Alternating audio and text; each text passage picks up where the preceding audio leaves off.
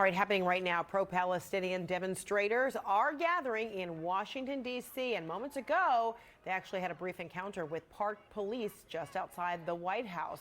That's where the protest has formed there. And they are contesting what they say is President Biden's failure to act after Israeli military forces began operations in Rafah.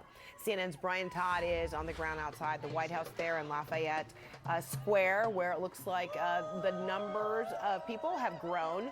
What's going on, Brian? Yeah, Frederica, this crowd has grown in size and in energy level for the past couple of hours. What we want to show you is kind of the central piece of symbolism that they wanted to unveil here. This is what they call the People's Red Line. This is what they were hoping would be a 2-mile-long red banner, and you can see it's got signatures, messages all over this banner here.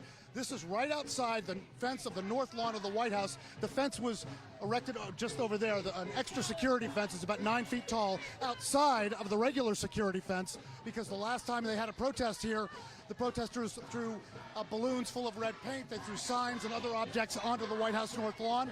They wanted to try to prevent that. So far, we've seen nothing like that here. But again, a lot of passion, a lot of energy here. And the symbolism of the red line is because this crowd of people believes that President Biden misled people when he said there was a red line for Israel regarding the incursion into Rafah that occurred about a month ago. They believe that the president misled people.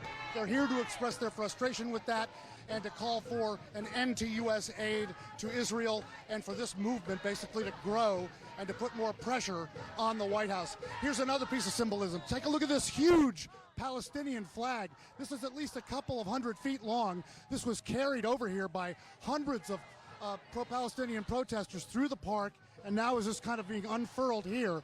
The plan is for this banner, this red banner that you see here as I kind of walk this way, to extend all the way around the White House. This was in 100-foot sections a short time ago. Then they kind of got everybody together and put it together. They're going to try to go all the way around the White House. We're going to try to assess whether they were actually able to make it all the way, because it is quite a large perimeter around the White House, especially where this fence has been set up, Frederica. All right, Brian Todd, thank you so much. We'll check back with you.